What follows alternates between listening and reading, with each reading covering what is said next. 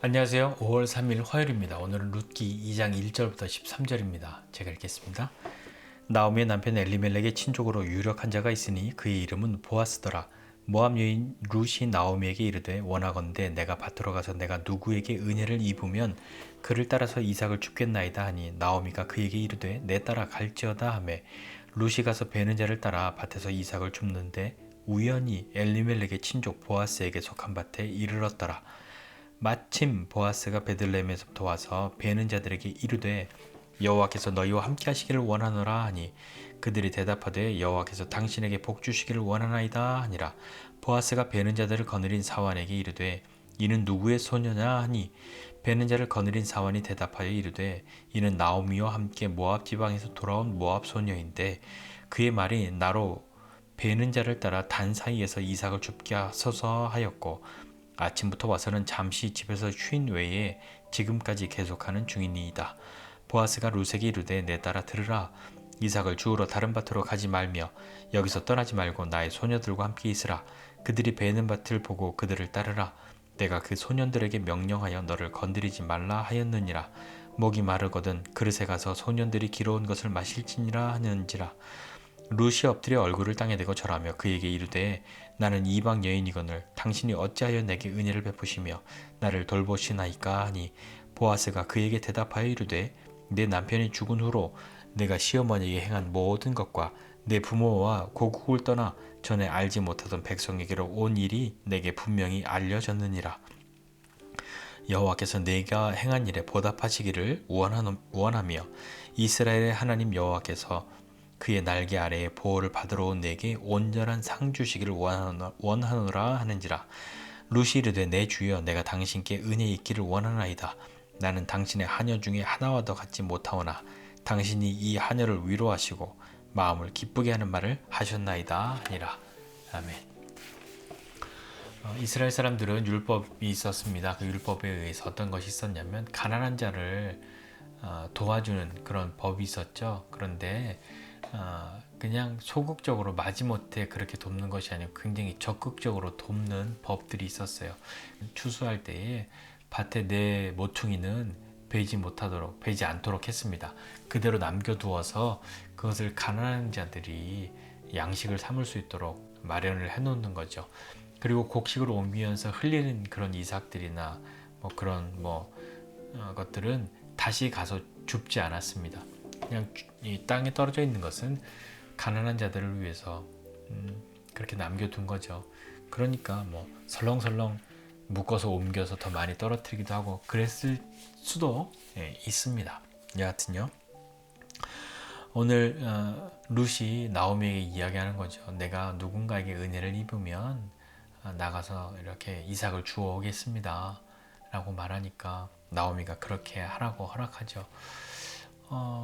이 룻과 나오미는 이제 막 모압에서 베들레헴으로 돌아왔지만 그들은 아무 가진 것이 없었습니다. 나오미가 말했던 것처럼 하나님이 나를 다 이렇게 빈 상태로 만들어 놓으셨는데 내가 하나님께 징계를 받아서 이렇게 되었는데 라고 돌아왔는데 다른 사람들이 이들을 돌보지 않은 것인지 아니면 막 돌봐야 할 시간이 많이 지나지 않았기 때문에 이제 막 돌아왔기 때문에 어떻게 도와야 될지 본격적으로 안 도와준 것인지는 모르겠지만 지금 처해져 있는 현실은 이들은 나가서 곡식을 이삭을 줍지 않으면 당장에 먹고 사는 문제들이 해결되지 않을 만큼 곤궁하고 쉽지 않은 그런 처지에 놓여 있었던 것 같습니다.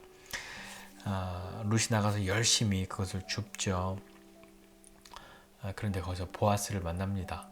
사람은 살면서 무엇인가 우연히 벌어지는 일들이 많다고 생각할 때가 있습니다. 하나님이 도와주셨거나 누가 도와주었거나 그게 아니라 어쩌다 보니 그렇게 된 거지 라고요.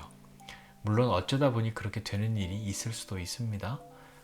그렇지만 우리에게 일어나는 우연은 다 그냥 우연히 일어나는 일이 아닐 수도 있다는 것을 우리는 기억해야 하죠. 사람의 편에서 보았을 때는 우연이지만 그 우리의 우연 속에 하나님이 역사하시면 그 우연은 필연이 되는 거죠. 하나님의 선하신 인도하심과 이끄심이 그 가운데에 들어가면 우리가 생각할 때 그냥 우연이 되었겠거니 생각했지만 하나님은 그 일을 이루어 가시는 겁니다. 나오미의 남편 엘리멜렉의 친족 가운데 유력한 사람 보아스. 유력하다. 재산도 있고 권력도 있고 힘이 있는 그런 사람이란 이야기죠. 곡식을 주우러 나갔는데, 이삭을 주우러 나갔는데 우연히 보아스의 밭에 이르렀다. 그의 친족의 밭에 이르렀다 라고 되어 있고요. 4절에 보니까 그런데 마침 보아스도 왔다 이렇게 이야기하는 거죠. 이삭을 주러 나갔는데 우연히 그게 보아스의 밭이었고, 그날따라 우연히 보아스가 그 밭에 와서 나오미를 보게 된 겁니다. 묻는 거죠. 저 소녀가 누구냐라고 묻습니다. 그러니까 나오미와 함께 모압에서 돌아온 모압 소녀다라고 이야기합니다. 근데 아침부터 와서 우리에게 이렇게 허락을 구하고, 내가 이렇게 추수할 때에 단 사이에서 이삭을 줍는 것 허락해 주시겠습니까? 라고 하고, 지금까지 열심히 일하는데 잠깐 집에 가서 쉬는 시간 말고 지금까지 이렇게 열심히 하고 있습니다 라고 말하니까 보아스가 나오미에게 이야기하는 거죠. 8절 이하예요. 내 딸아 들으라. 그러니까 이삭을 주우러 다른 사람의 밭으로 가지 말고 그냥 내 밭에서 계속 주워. 내 소녀들과 여기 있는 사람들과 눈치 보지 말고 그렇게 잘 주워 라고 이야기하고, 목이 마르면 물도 마시고 그렇게 하라고 허락합니다. 왜 그렇게 하는지 룻이 궁금했겠죠. 너무 황송한 대접을 받으니까, 너무 호의의 베품을 받으니까요. 10절에 보니까 룻이 엎드려서 땅에 얼굴을 대고 절하고 보아스에게 이야기합니다. 나는 이방 여인인데 당신이 어찌하여 내게 은혜를 베풀고 나를 이렇게 돌보아 주십니까? 라고 이야기하니까 보아스가 내 남편이 죽은 후로 어떤 일이 있었는지, 네가 네 시어머니에게 어떤 일을 했는지, 네가 네 부모와 고국을 버리고 전에는 알지 못했던 낯선 이 이스라엘로 어떻게 들어왔는지 내가 다 들어서 알고 있다 라고 이야기를 합니다. 그러니까 룻이 자기 시어머니에게, 나오미에게 베푼 선대, 호의를 알고 있었던 거죠. 그래서 보아스가 12절 이하에 이렇게 이야기합니다.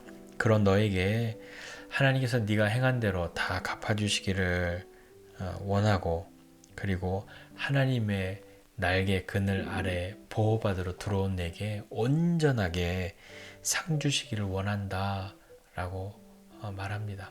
근데 보아스는 단지 그렇게 말만 하는 것이 아니라 자기가 그 일에 쓰임을 받게 되는 거죠. 쓰임을 받고 있습니다. 우연히 일어나는 일들이 아니라 믿음으로 하나님 앞에 삶을 살고 있으면 우연 같지만 우리의 우연 속에 하나님이 역사하시는 것들을 경험하게 됩니다. 네, 오늘 이 말씀 보면서 함께 생각해 보고 싶은 것이 있는데, 첫 번째는 우리의 인생 가운데 그냥 하나님의 관심 밖에서 우리가 우연히 벌어지는 일은 없다. 우리는 그것을 믿어야 합니다. 사람 편에서는 정말 우연히 일어난 일 같지만 그 우연이라고 하는 우리의 막연한 생각 속에 하나님의 역사하심을 우리가 보게 되면, 하나님이 이래서 또 이렇게 역사하셨구나라는 것을 깨닫게 될 겁니다. 하나님의 선하신 인도하심과 이끄심, 그것을 기대하고 우리는 살아가는 거죠. 하나님은 왜 룻에게 이렇게 선하신 인도하심과 이끄심, 우연히 필연이 되도록 그렇게 하셨을까요? 그가 행한 선대, 나오미에게 베푼 그 선대를 하나님이 기억하시는 거죠. 하나님 말씀에도 보면 가난한 자들을 돌보는 것, 선을 행하는 것, 그것은 하나님께 꾸이는 것이 된다. 그러니까 갚을 길 없는 사람들에게 베푸는 것, 그것은 하나님이 갚아주시는 것이라고 말씀하고 있는 거죠. 우리 인생도 그렇습니다. 보아스처럼 하나님이 너에게 잘해주시길 원해 라고 그냥 말하고 끝나는 것이 아니라 자기가 할 수 있는 일은 하는 것이죠. 그에게, 룻에게 선대를 하는 겁니다. 하나님께서 그렇게 해주시기를 원해 라고 하는 말만 하고 끝나는 것 아니라 보아스처럼 자기가 할 수 있는 일들, 그것을 또 선하게 베풀 수 있는 사람이 되어야 하지 않을까요? 사람들은 자기에게 잘해줄 사람에게 선대합니다. 내가 도와주어서 나에게 이익이 될 사람, 그런 일, 거기에는 자기가 손해를 보더라도 기꺼이 무엇인가를 투자하지요. 그러나 하나님이 갚아주시는 선대는 갚을 길 없는 사람에게 베푸는 것입니다. 그것은 하나님이 기억하시고 하나님이 갚아주시는 일이 되는 거죠. 우리는 다른 사람들의 선대를 받기도 합니다. 그리고 다른 사람들에게 선대할 수도 있습니다. 주는 사람이 받는 사람보다 복이 있다 라고 하는 것 우리가 믿고, 갚을 길 없는 사람에게도 하나님을 믿는 믿음으로, 하나님의 사랑을 흘려보내는 마음으로 선대하면 우리의 선대는 하나님이 기억하시고 하나님이 갚아주시는 일이 됩니다. 예수님도 말씀하셨잖아요. 너희 중에 지극히 작은 자 하나에게 한 것, 그거 나한테 한 거다. 예수님 우리가 언제 주님께 그렇게 뭘 했습니까? 라고 묻는 사람들에게 그들이 다 기억하지도 못하는, 그러니까 갚을 길 없는 사람들에게 베풀었던 것, 그것 주님이 기억하시는 것입니다.